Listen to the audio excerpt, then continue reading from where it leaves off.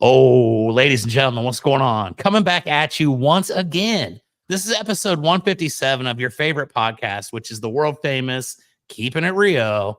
And I'm your host, Chuck Allen. And today, ladies and gentlemen, I have answered one of the most common requests that I get, which is somebody that knows a lot about solar. And I went and found the absolute genius, the guy who knows the most about solar that I know, all the way down in Naples, Florida. And I'd like to take a second to welcome my friend Kris Protano to the show. Kris, welcome to the show, bud. How's it going? Good, Chuck, man. Thanks for having me, man. Yeah, dude, absolutely. So you and I got to hang out a little bit when I was down there in Florida last summer, and I was super impressed, like right off the bat, by how you were definitely the solar expert in the rooms that I was in, where we were in the same rooms together. And I've transitioned back into roofing, and now I get to talk to homeowners again about roofing and solar and all that stuff. And I feel like there are some questions that I need answers to. And like I said, I go to the top and I find the smartest guy I know. So let's kick this bad boy off, my man. Start off by telling us just a little bit about yourself, Kris. What's going on? So, just regular guy, man. I've been in solar for about a decade now. Really, I got into solar as like kind of like a joke. Um, my buddy came over. So I just graduated from X-ray school. So my buddy came over and he had a Solar City shirt on. And I was like, oh, I know about Solar City. My brother works for Elon. He worked for SpaceX at the time. So we watched a hockey game, but we ended up putting solar on my house up in New York. I think it was like 48 hours later, I called him up and I was like, dude, I said, are they hiring? I went to go work for the solar company to find the loophole. And I was just like, if I'm on the inside, I'll figure it out. So 6 months later, I paid off all my student loans and was pretty much done being an X-ray tech and was just, balls deep in solar. So here I am 10 years later, moved down to Florida. Saw, it was time to get out of New York, and the market down in Florida was new. It was real reminiscent of what New York was when I first started.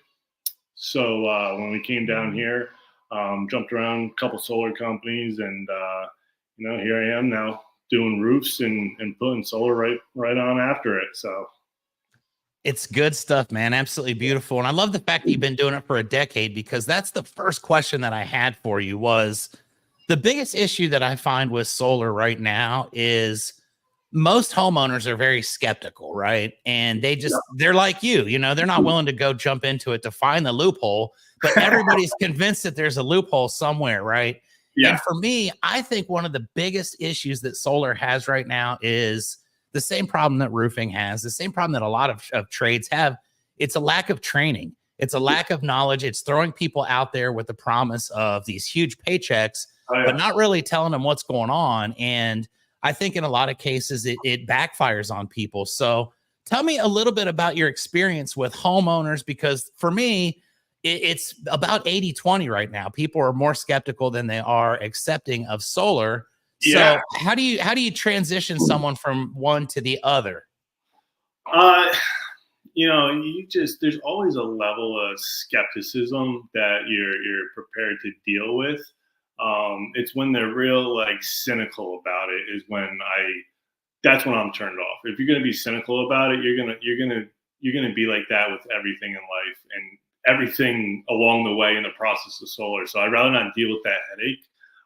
But the level of skepticism, it's just people not knowing. And like you said, they think it's too good to be true. They're looking for the catch in this. And it's like, there's really no catch. What really it is most people have never shopped solar before in their life. So it's their fear of making the wrong decision or getting hosed because they don't know what the market should be in solar. So really it's just giving them everything and being upfront and actually telling them, all right, the bad part about solar, and this is really, based mostly in Florida. One, you have issues with homeowners insurance companies down here. They don't like it. There's very few. I shouldn't say very few. There's a couple of them that will flat out drop you if you have solar, which isn't an issue. I mean, we have enough carriers down here that will pick you up, but that's one of them. People stay away from talking about that in the home. And then two, every 10, 15 years, if you have a shingle roof down here, well, guess what? You got to take down that solar system and you got to pay for it.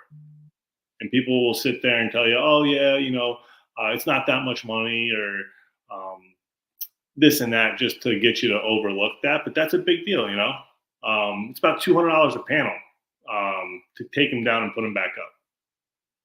Today's rates. Yeah. And who knows what today's rates are going to be 15 years down the road. So again, I think preparing people and giving them that full expectation, nothing's perfect. We understand that, but this is better than what we currently have. Yeah, this is your option. Yeah. I like that. Yeah, I like that. Like you have to lay it out so they're making the educated decision, because if they see just good,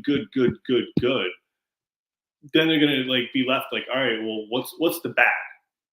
And then they're gonna try and figure out what's the bad, and then they're gonna go off on their search to figure out what's bad. And they're never actually gonna make the decision of going solar or not, because they're gonna just be left in that constant rabbit hole of, all right, well, I'm trying to find the down part about it. And it's just like, at that point, they'll just get tired and they'll say, I'll stick with what I'm doing because it's my electric bill. It's not really a big headache right now. That's the key right there. It's not a big headache right now, but you and I are both aware of the fact that the price of electric continues to go upward, and I don't feel like it's ever going to come back down. So look at history.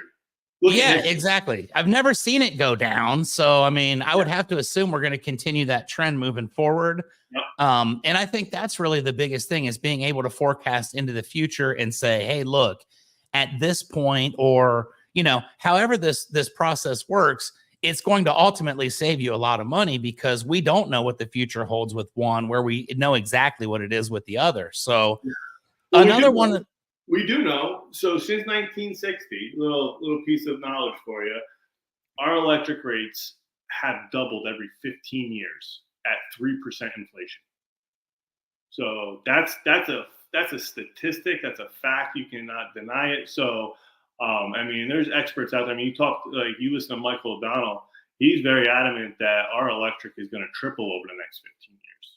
And, if you go off of that fact, it's like, all right, well, you look at what you're paying today and then just think about it, double it. That's what you're going to be saving in 10 years. And you talk to any of my customers in New York, well, guess what? That electric has doubled since I left there in 2000, when I first started doing this in 2013. You know what I mean? So I've already watched it happen. So I have the belief and conviction that this is real, this is going to happen. And, that's what you got to transfer that energy onto that homeowner so that they can get that belief and conviction too. Yep. And I think that's crucial. So one of the other things that I hear so much, is with everything in life, obviously there's evolution and things continue to get better. And I hear a lot of people saying things like, well, I'm going to wait until the next wave of technology, the next whatever. My panels are going to be outdated in a matter of, a couple years or whatever. How do you counter something like that? And is that even a realistic thing where your solar panels are going to become obsolete as we continue to evolve? Is that even a doable scenario? So, I mean, they're still going to produce. They're not going to become obsolete. I mean, there's panels that they're pulling off from the 80s that are still producing energy. The panels that are on the market now, a majority of them are still in the 80% range 25 years later. So it's like they're still producing a good amount of energy 25 years later. And some of them, are higher than others. It really just depends on the level of silicone that they're using. But it's like, I always tell people, it's like, that's like, I'm going to wait for iPhone 20 to come out to make a phone call. Like, why would you wait all that time to get new technology? It's doing the same thing that old technology is doing. you know, and people want to talk about, oh, they're going to get smaller. And it's like, well, no, you're defying the laws of physics. Solar is not going to get more efficient if you make it smaller. It works off surface area. So will it get, you know, more efficient solar cells? Absolutely, but it's incremental. Like the maximum percentage of energy you can transfer out of the silicone cells about 30%. Everything else has lost the heat. So until you figure out another element, the maximum you're going to get out of silicone is 30%. We're at like 22 point whatever, 23% efficient right now. When they first came out, they were like, you know, 15, 16%. That's in the 60s. So it's like all that time to gain, you know, 7-8% efficiency. It's like, yeah, they are going to get a little bit more efficient, but like, you're going to wait all that time to start saving money. That's a good way of looking at it. And I'll tell you what, I do know some people that are going to wait to buy the iPhone 20 before they make a phone call, but I think most people with common sense look at this and say, okay. Yeah. And it's been really funny because I've kind of studied the lay of the land down here in Texas. And I've noticed, you know, a lot of the people that are really doing well have solar on their houses. And a lot of people that aren't doing so well seem to think it's a scam and they love paying those bills. So when you talk to a homeowner, let's say that you get a regular call to come out and do an assessment for solar. Mm-hmm. What are some of the things that you look for, Kris, when you determine, first and foremost, is this customer going to be a good fit for solar? And then number two, how do you tailor that to their specific needs? I know each house is different. So what are some of the factors that play into that? You know, so it's like, I mean, I hate to be like judgmental, but it's like you kind of know when you're walking into a credit fail versus like you're walking into a deal. The credit fails always seem to just be like kind of fast tracking you getting to the point to run their credit because they want to get bought.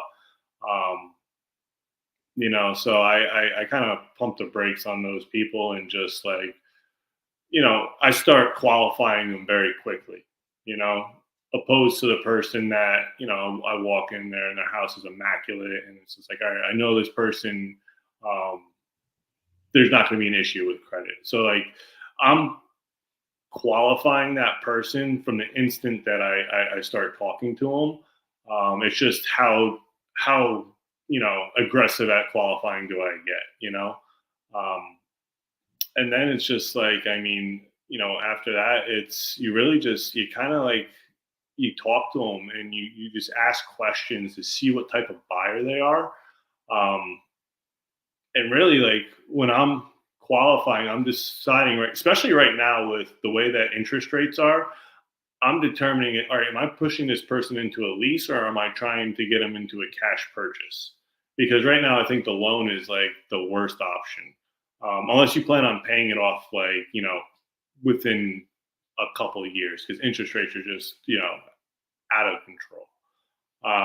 So like, that's really kind of my thought process going into a house. But like my process is pretty much the same. Like it's a lot of questions, asking them, you know, what they know about solar, trying to see how much they know. So how far I have to actually go into the process of educating them about it. And then I always like to get people's electric bills and really go through that electric bill and get them, you know, involved writing stuff down.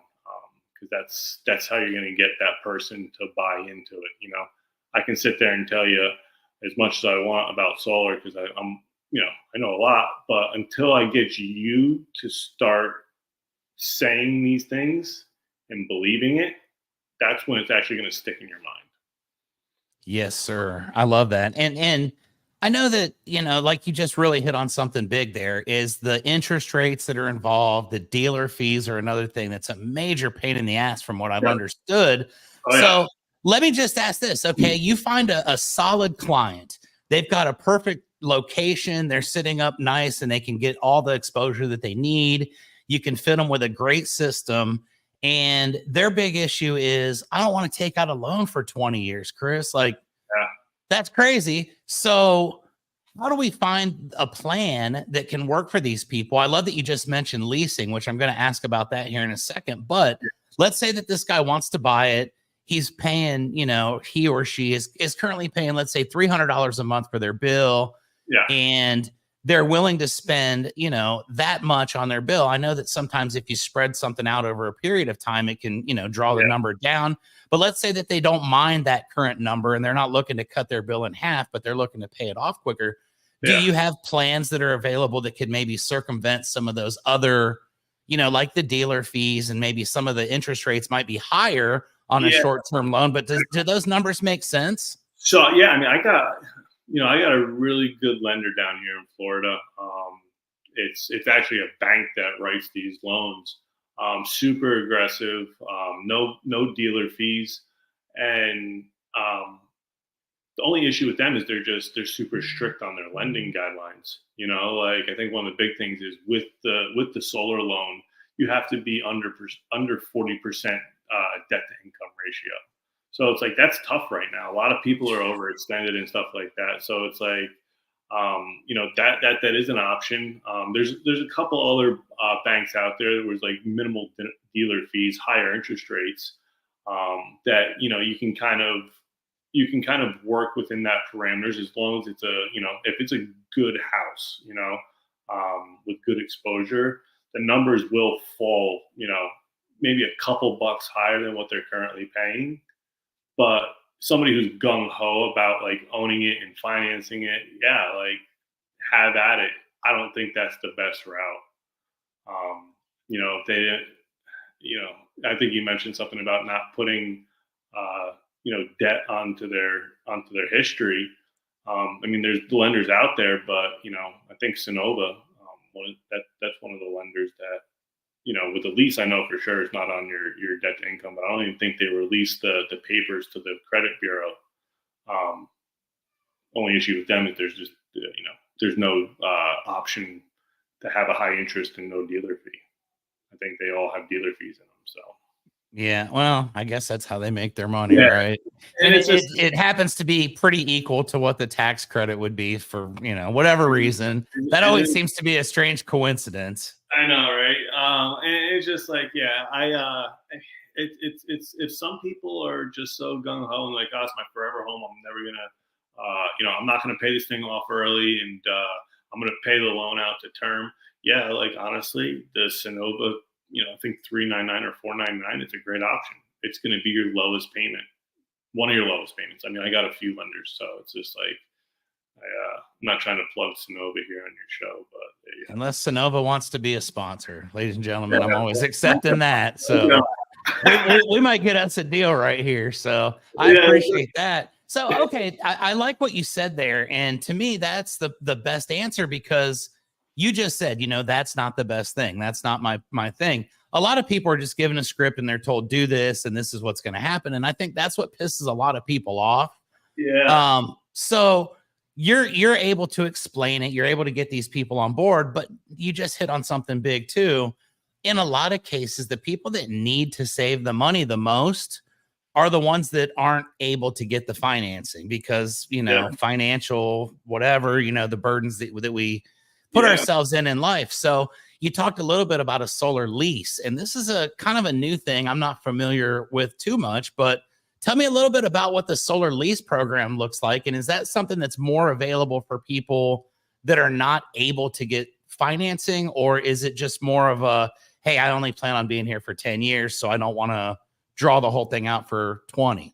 Yeah. So, I mean, there's no one solution fits all in solar and stuff like that. Leasing is obviously a great option, because another big issue with solar in the industry is the tax credit. A lot of people, they may qualify for the tax credit, but they're not eligible to actually collect it because they don't pay enough taxes. So with the leasing, it's nice because you don't have to worry about your tax liability. Another company's taking over that. You're just getting the benefit of the low monthly payment. So a lot of older people can collect it. People who don't make that much money, and they have a bunch of kids, they're probably not going to be able to qualify for that tax credit. So they're now able to benefit from solar. So it's just, everybody's, individual situation isn't the same. So I like leasing. Honestly, I'm like, it's a toss up right now if I'm going to lease on my house or actually just buy it outright. I mean, you know, I play the whole entire the game, you know, with solar and stuff like that. And it's just like, yeah, putting the money out right. So right now, like solar is about a 7-year return. Like, you know, it's a pretty solid return. But it's still like you're laying out $20,000-$30,000 to wait for your money back. When it's just like, why wait? You know, why put any money out? And really, the big thing for me is just like the homeowner's insurance. I don't want to have to deal with that. I don't have to worry about insuring it. We live in hurricane country, so if you like lease the system, you don't have to worry about it. It's the bank system. Something happens to it, they gotta worry about it because they have a power production guarantee that that if you buy a system, you don't get that. So we'll talk a little bit about that. Basically, a power production guarantee on a lease is, say you have a 12.5 kilowatt system that's producing 18,000 kilowatts that year.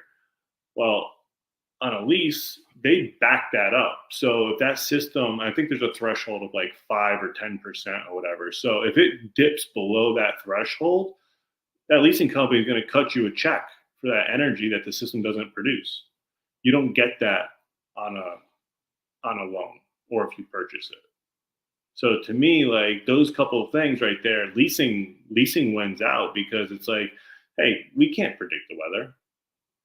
And, you know, if we have a bunch of cloudy days, which I mean, I don't know about you over in Texas, but Florida for the last year, their weather has been, you know, backwards. Yeah.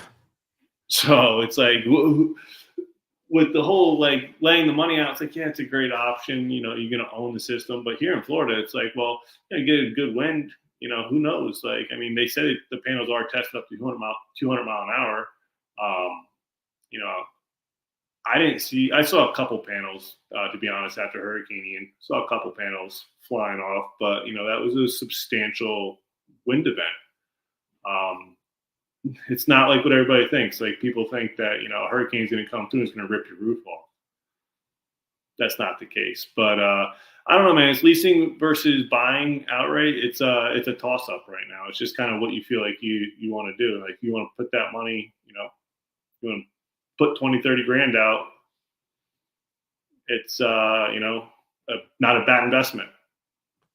I like that. And if you don't have the 20 or 30, you can take advantage of the opportunity right then. So tell me a little bit about how that works. Okay. You go onto a lease.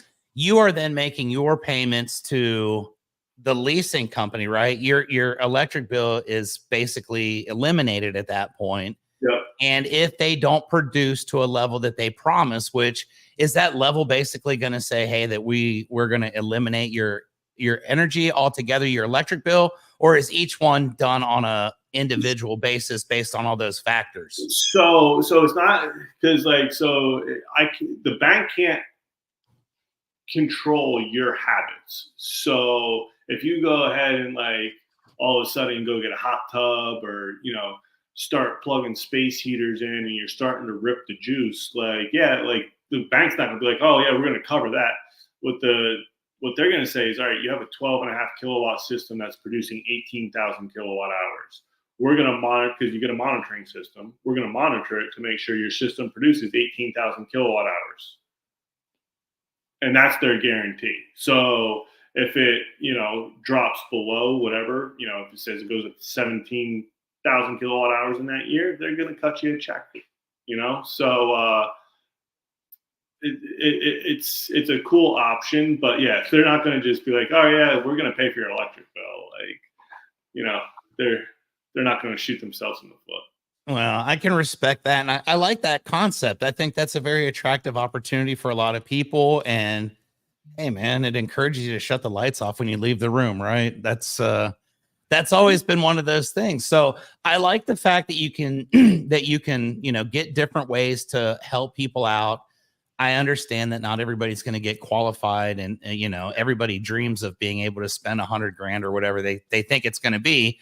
And it never ends up being as much as what they assume. So Let me ask this. What's the process go as far as the way that you guys do? You're with RRCA, Yeah. and when you go to a house, how do you look at this and determine, okay, this is going to be a good fit for solar, this is not going to be a good fit for solar? Is there a certain threshold that you guys look for? We're going to be able to take over, 75 or above percent, or is it just, each one individually based on their needs and what they do? What are the criteria that you qualify people's houses for? I mean, so I look at roofs, obviously. We love roofs. Love roofs. Love them even more now that I'm getting paid on them. So yeah, I mean, looking at the roof, really, I mean, I'm looking for houses that aren't cut up, preferably big south-facing surfaces. Ideally on the back of the home, just to kind of eliminate the I don't like the way it looks on the front of my house type objection, because you get that always. Oh yeah.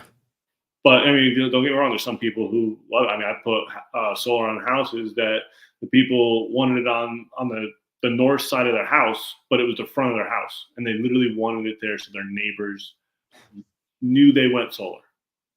I said, you realize those panels, and this is in New York, so down here you can get away with putting panels on the north-facing roofs. Up in New York, it's like you're literally just throwing your money in the garbage can. I told her that, and she said, "No, I want my neighbors to see." I said, "Okay, we'll put a couple panels up there." But yeah. So really, I mean, you're looking for just the funny thing is, I got an electric bill this 2 weeks ago, a week ago, whatever.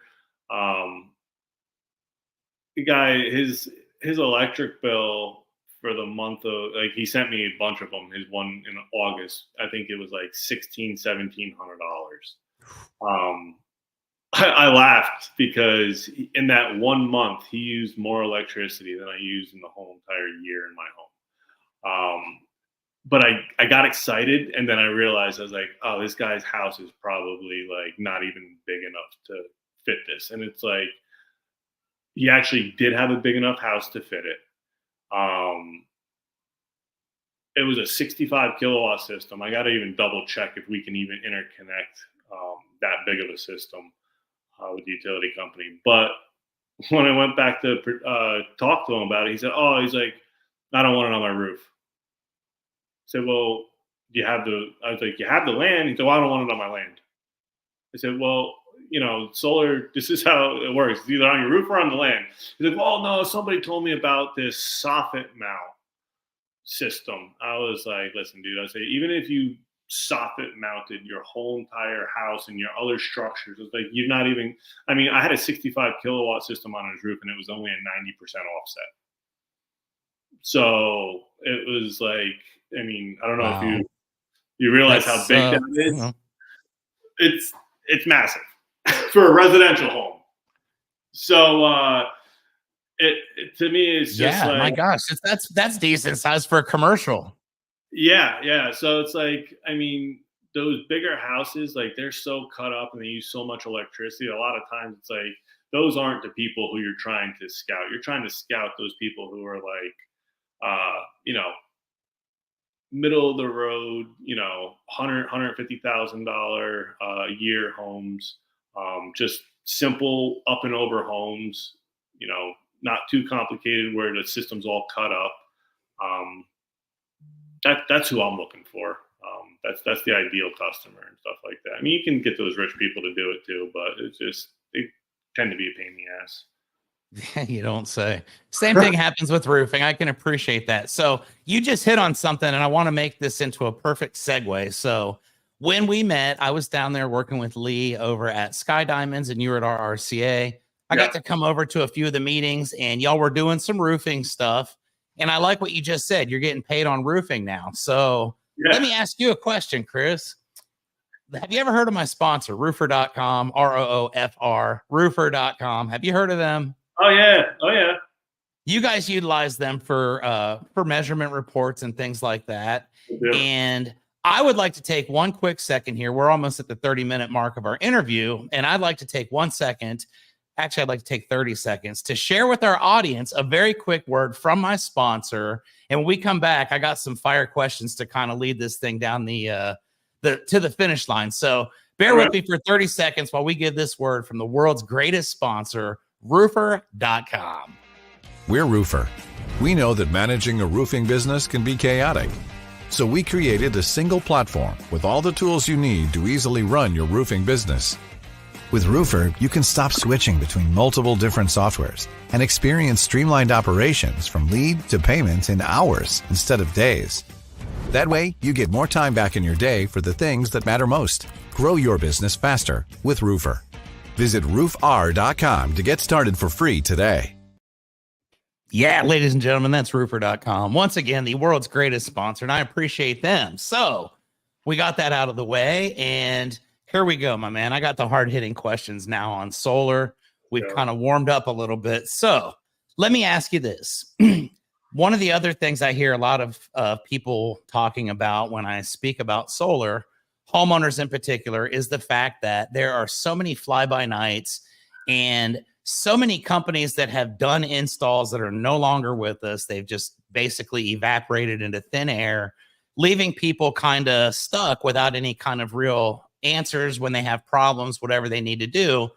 How do you guys combat that? As far as, you know, obviously you're worth a stable company. That's kind of a dumbass question for me. But when you talk to people who say, hey, look, my Uncle Joe bought this from like Billy Bob's Solar a couple years ago, and those guys went out of business. And now my uncle, he's stuck over here. His solar's not working.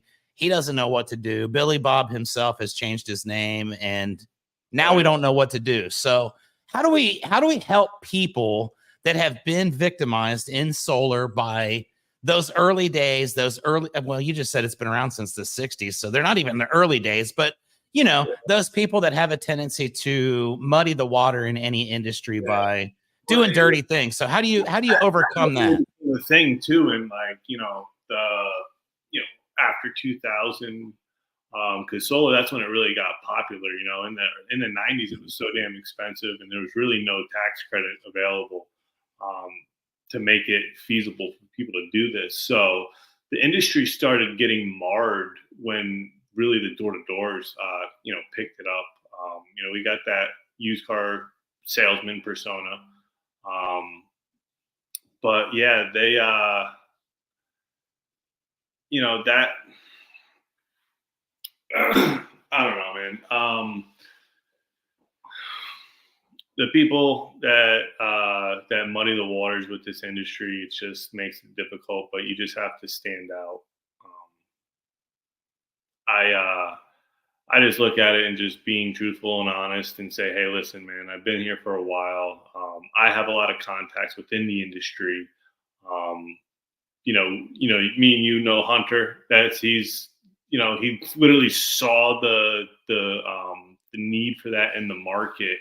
And, it's a godsend to have a company like his to take over, because it's not just these little mom and pop shops that are going out of business. I mean, Sun Tootie was a big company. They just went belly up, so no one's safe in business, but as long as you are working with a reputable company, which I've always done, I feel confident in that. But I also just assure the people, hey, listen, like, even if I leave this company or the company goes belly up, I'm still going to be in this industry. I still answer the calls from, 2014, my first systems. Like, hell, I had a guy from 2016. The solar company never closed out the building permit. He called me last year and was like, hey, Kris, like, I don't even know, who do I call? Like, the building permit's still open. And I picked up the phone and got it closed out. But I just assure people, and that's really kind of just selling myself, and getting people to believe in me that, like, hey, it's going to be all right. Yeah, there's a lot of trash out here. But at the end of the day, I always go back to, like, hey, man, I get it. You read some negative reviews. Have you ever read the negative reviews on Disney World? That's the happiest place on earth. and you get them to like switch their mindset, because like if they start believing in you and stuff like that, then it's just like, all right, yeah, they'll be at ease, and that'll kind of be at, and it's true. It's like I have, I got, shout out to Detach and Reset Solar, man. They kill the game. But I have other contacts within the industry too. So it's like, if people run into those situations, I can help them out. I think that's awesome. And it's more being, it's a relational thing. And I think that's what really separates you from the other guys. And I recognized it immediately, was like, this guy's serious. He knows his stuff. He's been around. He understands people's objections and how to overcome those, how to put them at ease, and how to get them exactly what they need, which is, that's kind of the whole purpose of it. So, Yeah. What about, I guess we kind of touched on this just a little bit, and with Hunter over there at Detach Reset Solar, we've got it covered now as to when, hey, your roof needs to be replaced, the panels need to come off, the warranty is probably already no longer in place because the company that did it's not there. When Hunter comes back, he takes them off, puts them back on, and then he does have a warranty on his, so it's actually a good deal. But what about maintenance on solar panels? I know that a lot of people that get solar just plan on it being up there and never having to mess with it. What kind of work goes into maintaining this stuff, making sure that it's always working at its peak capacity, and making sure that it lasts? Yeah. Solar is really, that's the beauty about it. There's really no maintenance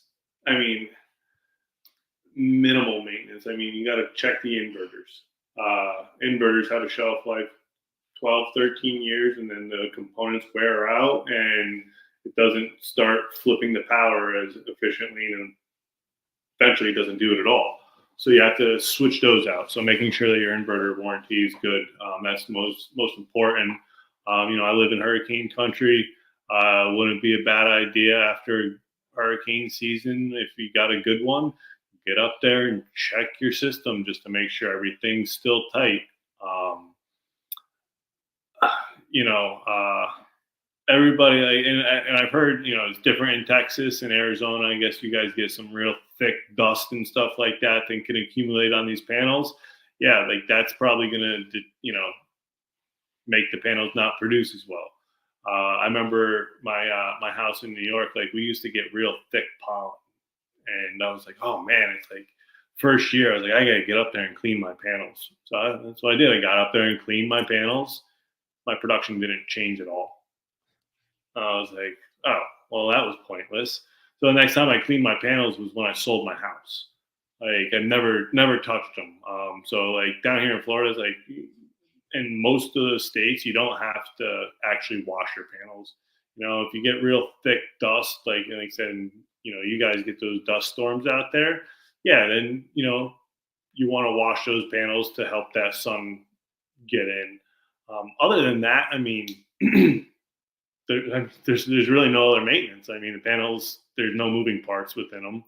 The inverters are really the brains of the operation. As long as those are operating, and you're looking at your monitoring system, that's it. Maintenance on yourself to make sure you're not using up all your energy.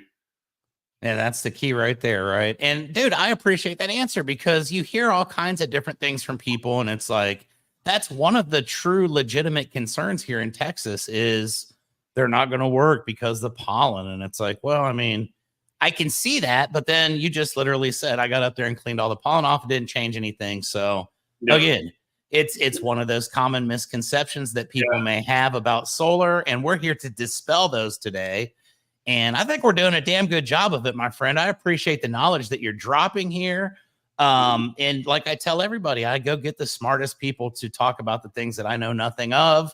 And this is the value that Keepin' It Rio provides. So let me ask this, Kris, moving forward in solar, we've seen, I shouldn't say we saw, I've got a little bit of an education. We've seen a big boom due to the solar tax credit programs and all that. Like you said, back, 20, 30 years ago, it was more of a, you've got to be super rich to get solar type thing. We moved into an area where now we're trying to make it more affordable for everybody.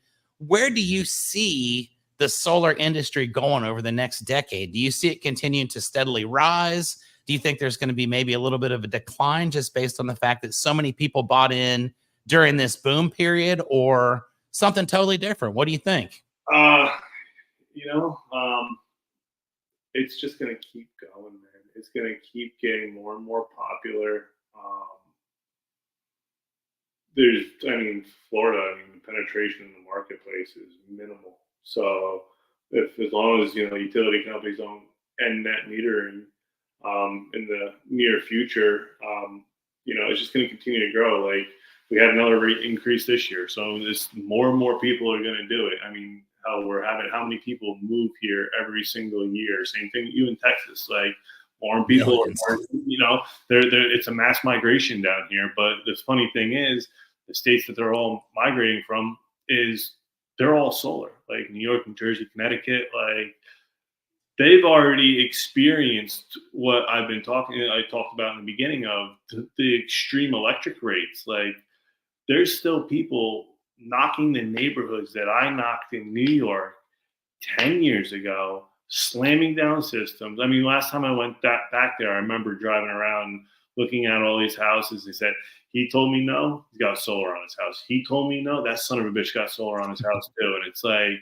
man, like, they were so adamant, but then there's a breaking point and people get it to a time when they're like, all right, my electric bill's out of hand. I have to do something about it, and it's just like, it's funny to see that, but the industry is just going to keep going. Electric's not getting any cheaper. And if you look at, and I'm not getting political, but with the current administration, what they did by going back into that Paris Climate Accord and that whole entire thing, that's a war on fossil fuels. Like, and that's, Michael O'Donnell touches on it. He's like, he puts all this together. He's like, this is basically when, it's the warning label to the people that are still buying electricity. And people are not paying attention, and it's going to increase. And hell, he's been saying it since, 2020. And if you look at, here in Florida, our rates have jumped 50 something percent, almost 50% since 2020. Yep. And they're 4 years continuing to go upward, right? And it's really kind of alarming when you take a look at it. And I think that most people don't pay attention day to day, and they don't realize this stuff over time. So it's like, okay, whatever. You hit on something really good right there. And I didn't even think about this, but I wanted to ask this question specifically because I believe that this is probably something that's going on. For example, down here in Texas, I was looking at the news one day, and again, not to get political or anything like that, I don't watch the news very often because I don't ever find anything good going on when I watch the news. But I was watching a story about solar installers that were doing jobs down in Houston, Texas. And I use Houston because it's a big, big city, and there's a lot of people that are doing this. And these people were on the news, and they were complaining, and they were literally like railing against the solar companies and the installers and all that stuff. And it instantly hit me like, wait a minute. These guys have been diverted to accepting the blame and being the target of ridicule, when in reality, what was holding these people up, where they were now having these multiple bills that they were having to pay and all this stuff, was the final inspection. Now, my understanding is the final inspection was to be performed by the electric company. Now, in my mind, I don't see any reason whatsoever why an electric company would be highly motivated to help you transition from their service into solar. And therefore, it makes perfect sense to me as to why, hey, man, it's the solar company's fault. It's not the electric. And by the way, tonight's 11 o'clock news is brought to you by the power company. So I feel like there's some kind of a deal going on there where it's like, I understand the power company not wanting to give up their customers, but do you think that they may be giving a little bit more pushback, or is that something that you ever see to try to avoid, basically losing the revenue that they've got? And it's not the utility companies holding it up. They have to, by law, I think it's, I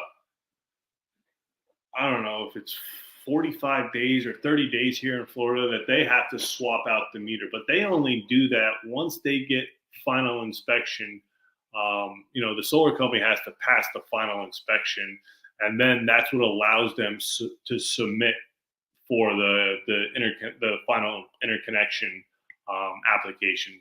So if they don't have all their ducks in a line, they can never actually submit for PTO. And then once they submit for PTO, that application has to get reviewed and processed within a certain period of time. And then once it gets approved, they have to swap out that meter within whatever time frame it is. So they're by law obligated to do so. So if people are having issues, it's because the solar company and this. Chuck, I've been doing this a long time. I had a guy, and I told this guy it was with my last company. He shopped me, and I told him, I said, Patrick, man, I said, I get it. You're trying to get the best deal. I said, but what you don't know about solar is how shoddy these salespeople are. And he, sure enough, went with the other company. Well, he called me. What was this? This was July of 20. Yeah, so July of 23.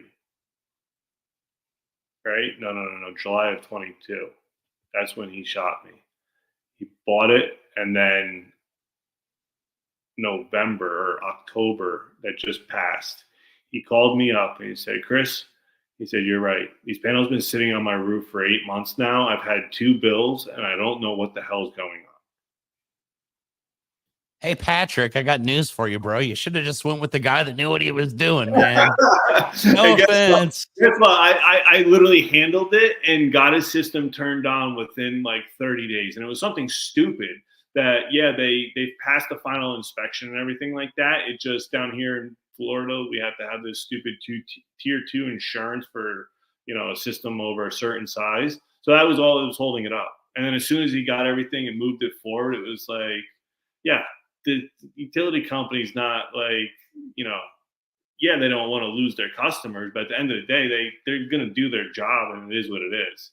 They don't give a shit. At the end of the day, what people don't get, the utility company is one of the best investments that you can actually make because they're guaranteed a 10% profit by the government every year. So if they lose money, guess what?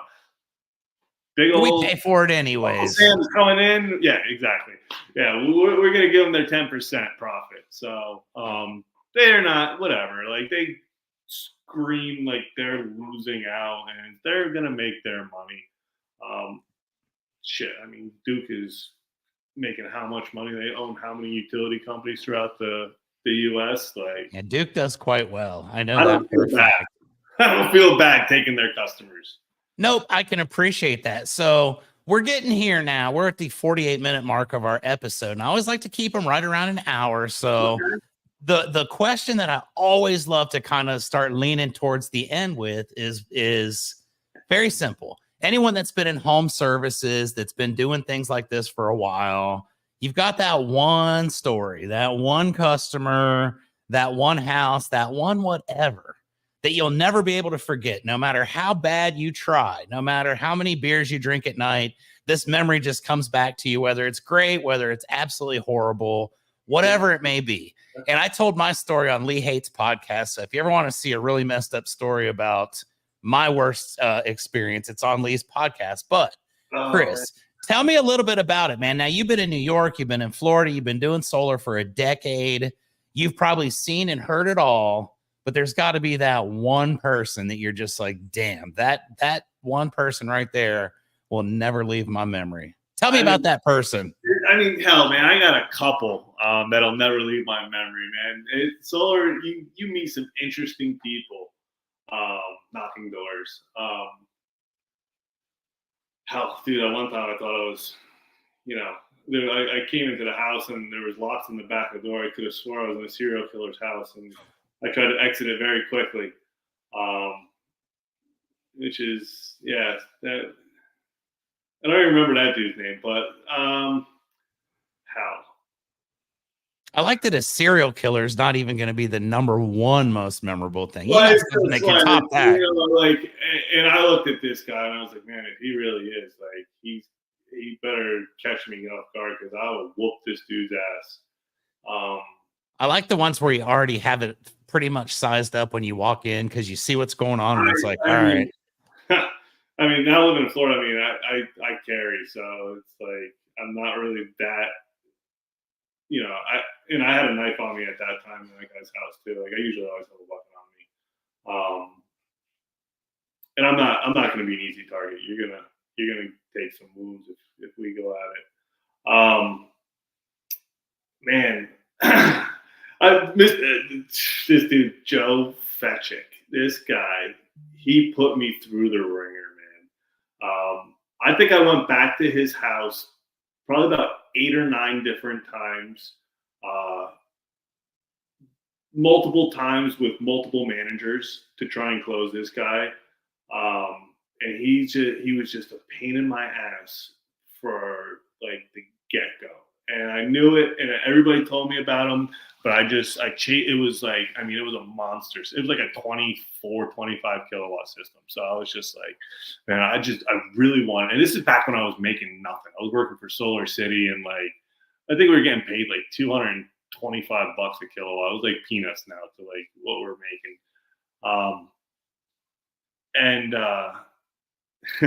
This guy, he had every single question throughout the book. I mean, this guy had it all. I mean, he had all his electric bills. I just remember finally closing this guy, and then it was like 3 or 4 months later, I get a phone call, and there was like, and I overbuilt this system. Like it was like 115% overbuilt, and I was like, this guy, like I'm hooking him up, and I'm like feeling good because like they were like my grandparents, so like I wasn't trying to screw them over or anything like that. And this guy just kept like putting me through the ringer, and I remember getting the call like this, like 3 or 4 months after his system turns on, and he said, I'm getting a bill. I keep getting bills. I don't understand. And I'm like, well, what are you talking about? Like, there's no way. Cause like, it literally, like we turned the system on in like the perfect month and everything like that. And he's like overproducing. Oh, maybe it was like 6 months later he called me because like we turned it on in April. And then I got a call in like November or whatever. And like, you know, he actually called me a bunch of times, but I remember this specific call. He's like, I'm getting electric bill. So I went over to his house, and I'm sitting there, and I'm walking through his house. I'm like, Joe, like, have you done anything different? Like, I don't get it. Like, there's no way you should be getting bills. I'm walking through his house, and like, dude's house is awesome. And then I walk outside, and there's a freaking hot tub. And I was like, Joe, I said, you told me you didn't do anything different. He said, I didn't. I said, well, what the hell do you call this? This is a hot tub. There wasn't a hot tub when I came here last time. He's like, oh, yeah, we got a hot tub. I said, there's your electric bill right there. And it blew my mind. Like, and that was like an early lesson for me. Like, you gotta explain that to people right from the jump. Like, listen, what are your needs gonna be in this house? Do you plan on them going up, going down? Like, and this is like, you know, it was like I said, it was a lesson to me to like sit there and like make sure I actually get to know these homeowners and know what's going on in their life so that I can actually build this solar system to properly fit what they need. But yeah, he's always going to be in my mind, man. It was like, and it was funny. Like, we had a great time with this dude. My one manager, it's funny. Like, I always get the memory popping up in my phone. Him holding this stupid little, like, he had a cuckoo. This dude had, I don't even know, like 20, 30 cuckoo clocks. Like, it was just like a house of like things that he built. Like, but they were really cool. I mean, he built these like those model ships in the glass bottles. Like, he built those. Like, that's his hobby, just old building trinkets and stuff. But yeah, that's definitely one dude that's always gonna stick out in my mind. I mean, like I said, there's a bunch of people, but he was always early lesson on for me about just talking to people and making sure, like, all right, get this point across. This isn't, you're not putting a power plant on that's gonna produce unlimited energy. There's a threshold here. There you go, Joe. Your hot tub, man, that's going to get you every time. So if you guys are buying into the solar deal and you get a hot tub, just know hot tubs take power, and Oh my God, it's it takes probably so going to much. reflect accordingly. Yeah, so there's your $150 bill, Joe. Hope it was worth it. I'm sure it was. It's a hot tub, and if the guy's Oh. doing models and bottles, then he's Yeah, probably got a couple extra bucks laying around. So I don't yeah, feel so bad he's for him. But screaming poverty, and that dude is, I mean, I remember. well, those are always the ones. It's always the Yeah. guys that are, that are not broke that are telling you, give me another $1 off that, and I'll do it. And it's like, Oh, all yeah. right, whatever. Oh, yeah. Let me at least come over and hang out in the hot tub, Joe. Gonna run me through the ringer and make me do a 9-call close on you. Then Oh man, it's the least you can do. I mean, I had another one at the beginning of this year. Same guy, like put me through the ringer. The guy's loaded, and we close him. And then he's telling me about how much he's making. The guy's retired, like 70-something years old, retired, day trading options. And he's like telling me, he's like, oh, yeah, my year to date's like $670,000. And I said, dude, you squeezed me over $1,000? It's how you get the money, right? You don't spend it. I told him, you got to give me a stock tip, man. So he gave me a solid stock tip. I mean, I'm up, what was it, September when he gave it to me? So I'm up like 30-something% on it. So there you go. I mean, that's the commission that's going to continue paying on for life. So I can appreciate and respect that. Man, I'll tell you what, Kris, this has been an absolute blast, dude. It's come up on our hour almost. Oh, man. And I could probably do another hour with you. And I probably am going to reach out to you at some point in a couple months down the road and be like, dude, let's do another one. Because I have some even better stuff to think of. But for this episode, it's episode 157 of Keeping It Rio, ladies and gentlemen. I always like to end my episode by asking my guests this very specific question. There are a lot of people that watch this show. It's worldwide, dude. I had an interview with a guy yesterday over in England. It's a worldwide phenomenon. I've got people that watch all over the world. A lot of people are in the roofing industry, but a lot of people aren't. So let's say that someone's watching this right now and they want to learn a little bit more about solar, or they're getting into the industry. They see that a man who understands what's going on, that is actually an expert in his field, is here on the show today. They want to follow Kris and they want to learn more about how this works. They just kind of want to see your journey. What's the best way for people to follow you, to contact you if they want to buy solar? Oh, man. How can we find Kris Protano, the solar legend, out there in the world? I'll make it easy, man. Kris The Solar Guy. That's my Instagram tag. That's probably the easiest way to find me. And that's Kris with a K, Kris, the Solar Guy. Yeah, I appreciate that. Yeah, that's probably the easiest way. I mean, I can sell solar in most states. I'll be glad to help anybody out. Can you sell solar in Texas? Yeah, absolutely. Guess who my new solar guy is? Yeah. Yeah, man. Texas is it's been a big market for a while now. So it's just there's a lot of utility companies out there. So it's just like kind of like weeding your way through their red tape basically. But yeah, man, that's a great market. I mean, anything's better than paying the utility company. As long as the house qualifies. I mean, you got their houses up in New York that are in that little like cove and surrounded by trees. Like, yeah, you stick with the utility company. But I mean, in Florida and Texas, it's pretty much flat, man. We get sun all the time. I can vouch for that. I live in San Antonio. Sunny as heck out here all the time. So it's the perfect climate. I'd love to help people get some solar on their house. I'd love to work with Kris. I know that Kris is with a very reputable company over there at RRCA. I enjoy working with those guys, and Lee is a personal friend of mine. So that said, ladies and gentlemen, thank you for watching episode 157 of Keeping It Rio. And to my special guest, Kris the Solar Guy Protano, thank you, my friend. I appreciate you taking the time to chat today. I remember the first time you and I hung out, we were eating pizza over there in Naples, and you were the guy that showed me where the best pizza place was in town. So hey, man. I appreciate that, and I look forward to continuing to work and gain more knowledge as this goes throughout the course of time. And I look forward to putting a solar system on with you at some point, my man. So thank you for the time, and everybody, thank you guys for watching. Do what I always say, which is subscribe, like, share the episode if it helped you. If it didn't, share it anyway. I don't care. I just want people to see it so that we can get more knowledge out there in the solar world and we can help our friend Kris continue to go and become the legendary solar man that he already is. So thank you guys for that. Until next time, I end with the cheesy tagline, which is keep on keeping it Rio. Later on, you guys.